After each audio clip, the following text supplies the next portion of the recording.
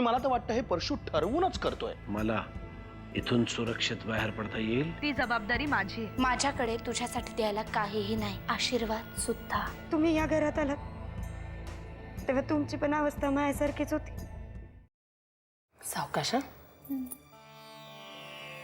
काय ग, बरं नाही वाटत आहे का? काही त्रास होतोय?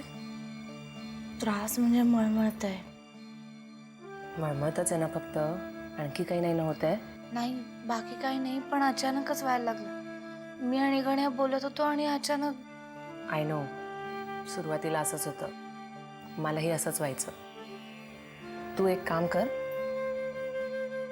थोडं सरबत पिऊन घे, म्हणजे तुला बरं वाटेल. नाही नको, मला आता काही नाही जाणार. जानकी, अगं ऐक माझं, थोडंसं पिऊन घे, तुला खरंच बरं वाटेल.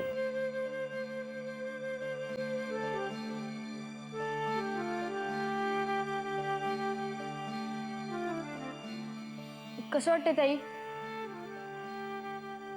छान वाटतंय.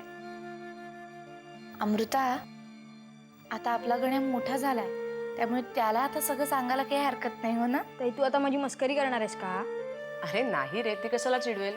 उलट बरं झालं तिने मला सांगितलं ते. म्हणजे काय, आता आम्हाला दोघींनाही काळजी करायची काहीच गरज नाहीये. तसंच काही वाटलं ना तर आम्ही तुला हाक मारत जाऊ. चालेल, काहीच प्रॉब्लेम नाहीये. आणि जर का मी बाहेर गेलो असेल ना तर मी आत्याबाईंना सगळं सांगून जाईल. मग मी येईपर्यंत त्या तुमची काळजी घेतील. क्या बात आहे गण्या, एवढा कसं काय शाणा झालास तू? मग व्हायलाच पाहिजे. आता 2-2 बाळांचा मामा होणार आहे मी, म्हणजे मोठ्यांसारखं वागलं पाहिजे की नाही? 2 नाही, 3. सुगंधा सुद्धा तर.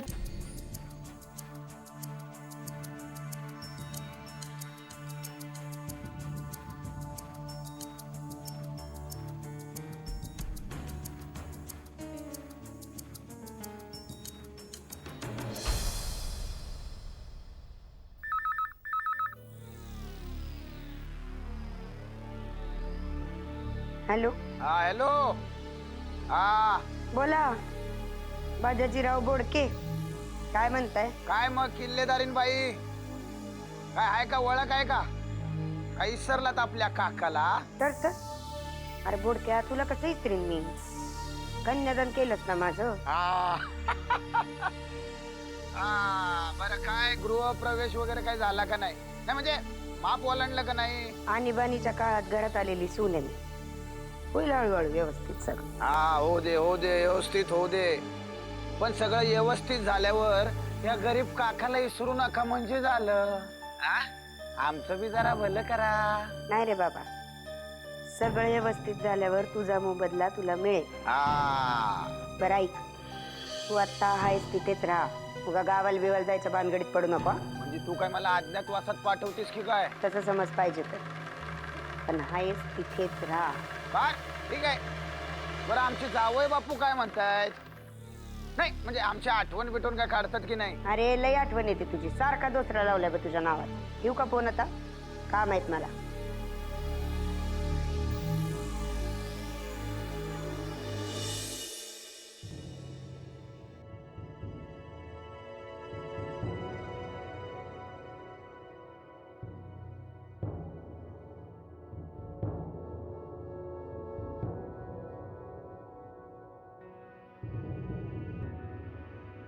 मंत्रालयातून काय निरोप घेऊन येत आहेत वाकणेस, कोण जाणे. नाही आत्याबाई, सुरुवात चांगली झाली आहे ना, आता सगळं चांगलं होईल. पण एव्हाना यायला हवं ते, नाही का ग वाकणेस? तू जरा फोन करून बघ ना. बघते.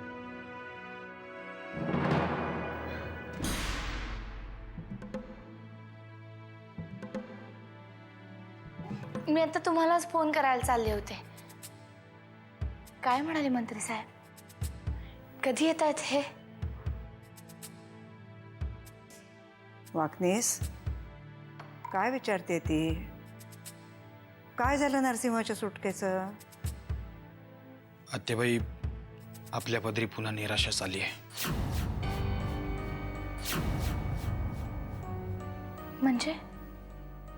म्हणजे शिवाप्पानं जरी सरेंडर केलं असलं तरी त्याच्या माणसांकडनं कुठलाच प्रतिसाद मिळालेला नाहीये.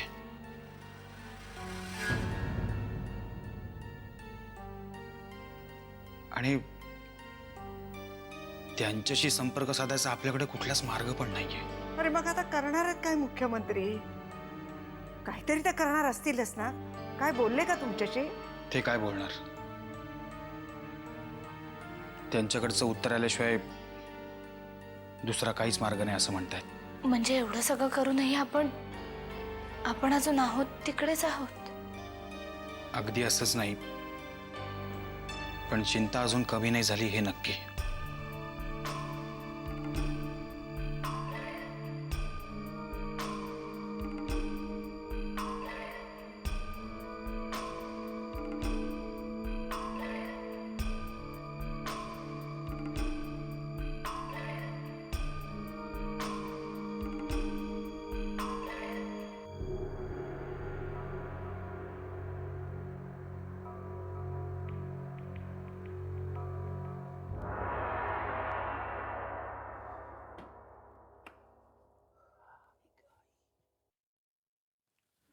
पांडू, ए पांडू, वा म्हणतात पाणी. पांडूला पाठवून दे. चहा घेताय का जेवताय? जेवण पण तयार आहे, ताट मला वाढून. काहीही नकोय. वा म्हणतात असं का वागताय माझ्याशी? जे काय झालं त्याच्यात माझी काय चूक होती अहो? हे बघ सुगंधा, आता प्लीज रडू नकोस. हं? वा, आधी घाव घालायचे आणि नंतर जखमेवर फुंकर मारायची. किल्लेदारांची सवयच आहे ग. हे बघ अहिल्या, इथे कोणी कोणावर काहीही घाव वगैरे घालत नाहीये. हा? काहीही बोलताय तुम्ही. मी कालपासून पाहते, परशू भाऊजी हिच्याशी लग्न करून आल्यापासून तुम्ही सगळे हिच्याशी वाईट वागताय. परवापर्यंत आपली सुगंधा करणारे तुम्ही सगळे आज ही समोर आल्यावर तोंड फिरवताय. या अशा वागण्याला काय अर्थ आहे? अहिल्या, तू माझ्याशी कशाला वाद घालतेस? का नको घालू? का नको घालू? उघड उघड या घरात एका निष्पाप मुलीच्या बाबतीत अन्याय होतोय आणि मी गप्प बसू? मला सांगा, परशू भाऊजींनी हिच्या बाबतीत जे काही केलं त्यात या बिचारीचा काय दोष होता?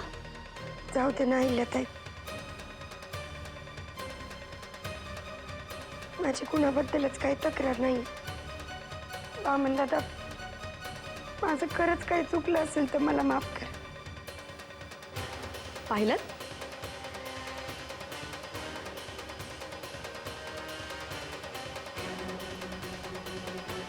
बिचारीची काहीही चूक नसताना माफी मागते. हे बरं, एकाला एक तर दुसऱ्याला दुसरं. हा कुठला न्याय आहे? जानकी सुद्धा या घराची मोलकरीणच होती, पण नरसिंह भाऊजींशी लग्न केलं आणि ती या घराची मालकीण झाली. तेच परशू भाऊजींनी हिच्याशी लग्न केलं तर तुम्ही सगळे हिच्याकडे ढुंकूनही पाहायला तयार नाही. ते काही नाही. सुगंधा आता किल्लेदारांची सून आहे आणि तुम्ही सगळ्यांनी हे मान्य करायलाच हवं.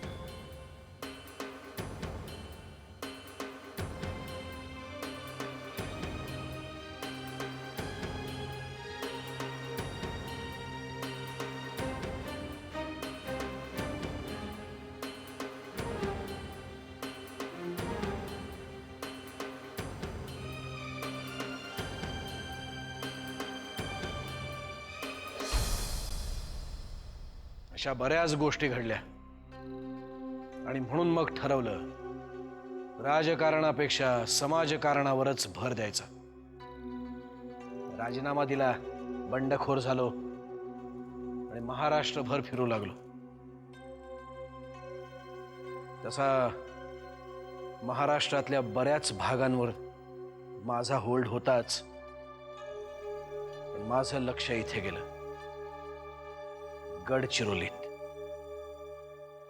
माहित होतं इथे येणं धोकादायक आहे. बऱ्याच जणांनी मला इथे न येण्याचा सल्लाही दिला, पण मी ऐकलं नाही.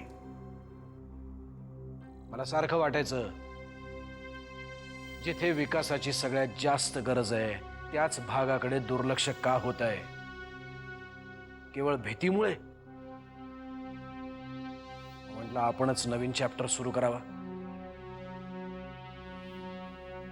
आणि म्हणून इथे आलो. काय झालं?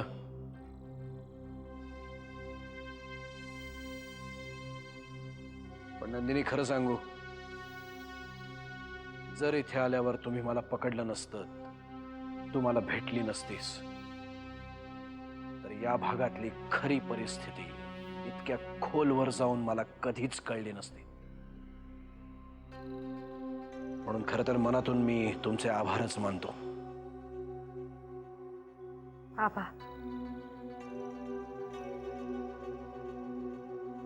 अगदी माझ्या बाबांसारखं बोलतोस तू.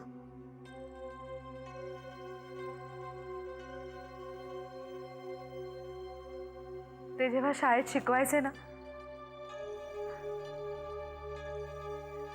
तेव्हा असंच वाटायचं की तासन तास त्यांचं ऐकत राहावं, त्यांच्याकडे बघत राहावं. वाटायचं कधीतरी मला पण बाबांसारखं बोलता आलं पाहिजे. मला माझ्या बाबांसारखं व्हायचं होतं. सतत त्यांच्या मागे मागे फिरायचे मी. अगदी आज चळवळीत आल्यावर सुद्धा मीटिंग्स मध्ये लोकांशी बोलताना माझे बाबा कसं बोलतात, काय बोलतात, याचं बारीक निरीक्षण करायचे मी. ते ज्या प्रामाणिकपणे आणि तळमळतेनं बोलायचे ना, अगदी तसंच बोलतोस तू. तुला माहितीये नंदिनी, एकदा मी अमृताशी बोलताना तिला म्हणालो होतो की जेव्हा जेव्हा मी नंदिनीला पाहतो तेव्हा मला तुझी आठवण होते. आणि माझं मत अजून कायम आहे.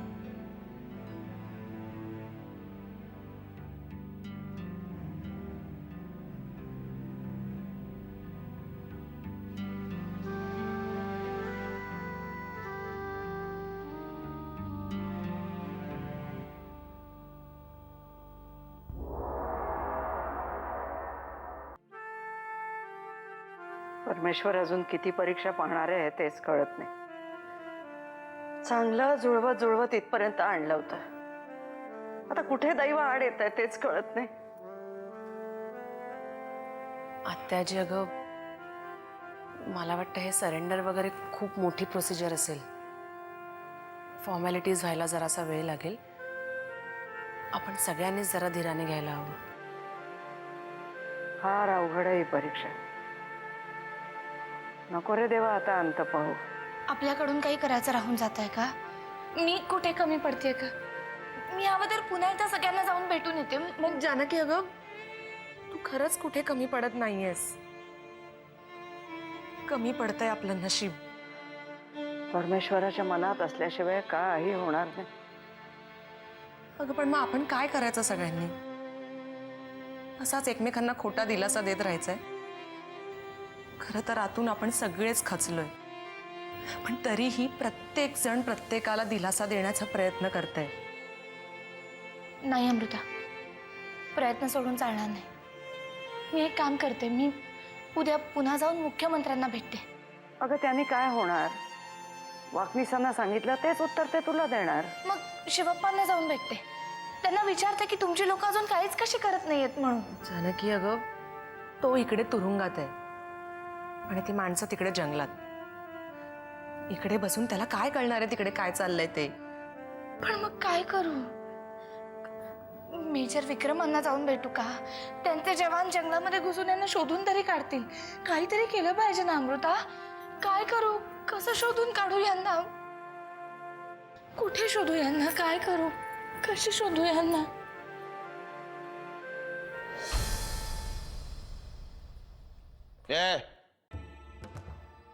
कुठे चालली? कोण आहे? कोण तू? कुठनं आली? काय नाव काय गाव काय? तुझ्या साडीवरनं भिकारीन तर नाही वाटत तू. बऱ्या घरातली दिसते. काय काम काय? किल्लेदारांचं घर आहे का? कुठल्या पण घरामध्ये घुसते का काय?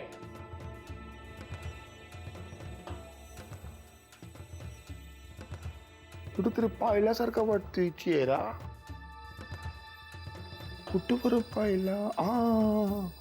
सुमित्रा नाव आहे का तुझं? सुमित्रा किल्लेदार मधलं नवऱ्याचं नाव गायब झालं.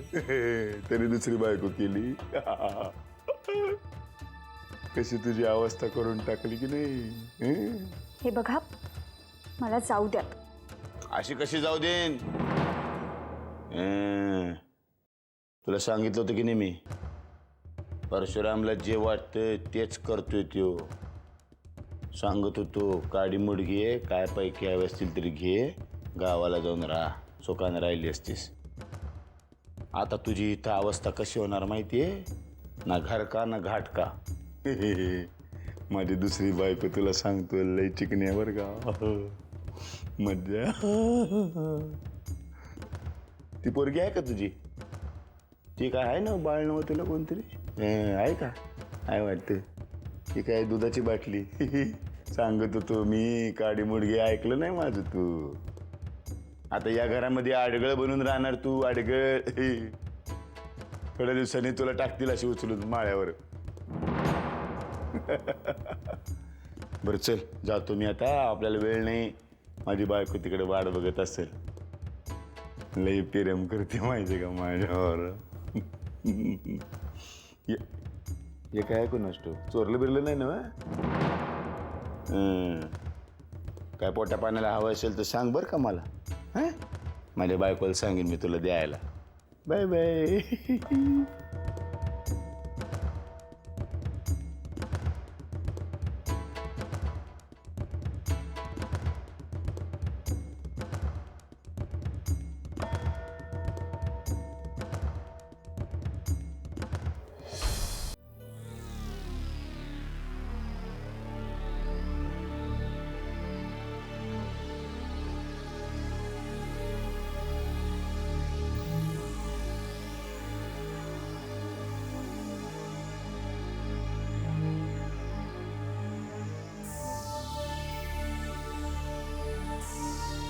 दूध आणलं होतं. बाळासाठी चांगलं असतं ना. ठेव आणि जा. तू असं का वागतेस माझ्याशी? मी पाया पडले तेव्हाही मला आशीर्वाद दिला नाहीस तू. मला खरंच खूप वाईट वाटलं ग. वाईट वाटलं? मला वाटलं राग आला असेल तुला माझा. तू जरा का येईल मला? तू मला माझ्या मोठ्या बहिणीसारखी आहेस. उलट माझ्याच बद्दल तुझ्या मनात काही वाईट साईट असेल तर ते काढून टाक ग. सुगंधा, कोणाबद्दलही विचार करायला माझ्याकडे वेळ नाहीये. जानकी ताई, अगं नको असं वागूस माझ्याशी. तुला खरंच वाटत असेल की याच्यात माझीच चूक आहे तर वाटेल ती शिक्षा दे मला. हे बघ, मला आता मी काय बोलू ते सुद्धा कळत नाहीये.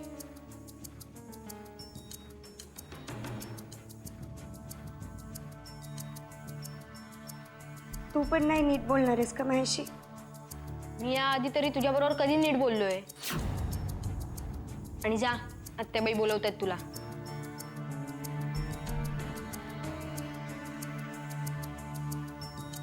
जा ना. कन्या,